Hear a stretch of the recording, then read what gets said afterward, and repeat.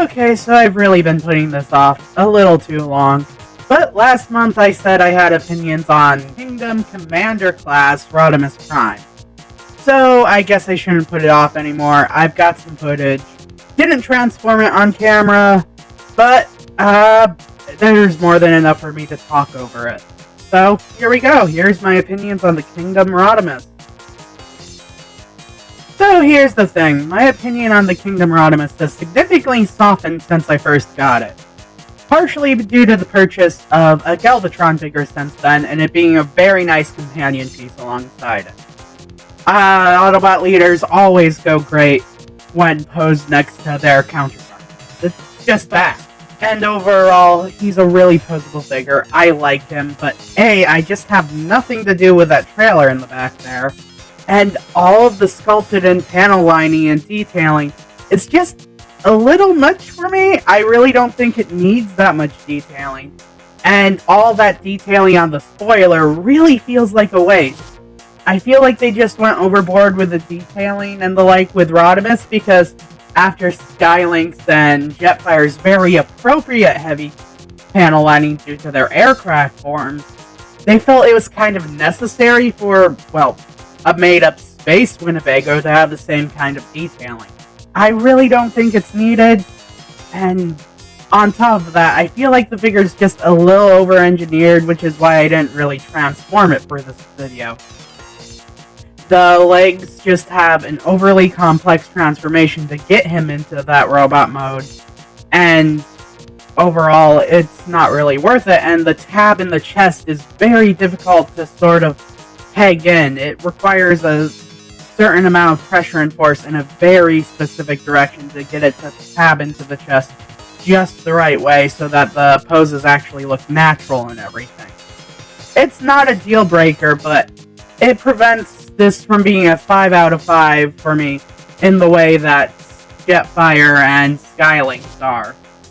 But overall, it's not as bad as I thought when I first bought it. And alongside Galvatron, it really does make the piece. It's a really good figure otherwise. And it's just held back by those few tiny details that make me go kind of about it, honestly. Other than that, I guess that's all I actually have to say on the figure. TIV out? It's a solid 3 out of 5 for me. It's an average figure.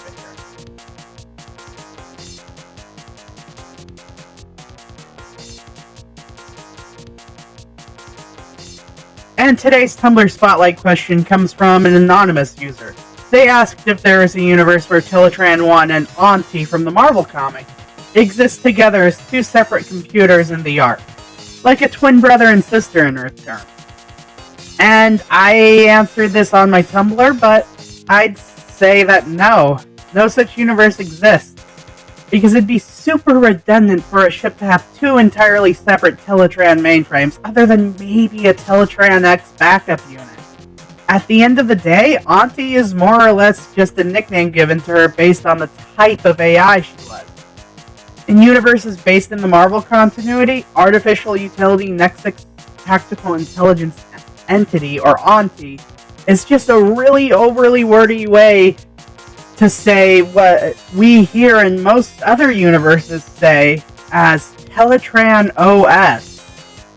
This mostly pops up in systems and streams where instead of a pre-existing Teletran Alpha being what the Teletran series was based on, the ship AI series was instead handcrafted from scratch pre-war.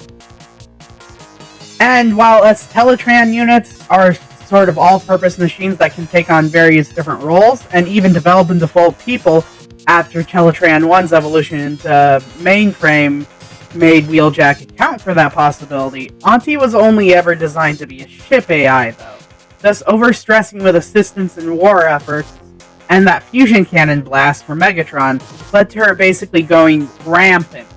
A concept you might be familiar with from Bungie's sci-fi franchise. This rampancy would ultimately lead to her being decommissioned. Something I doubt would ever actually happen to one of us Teletran systems.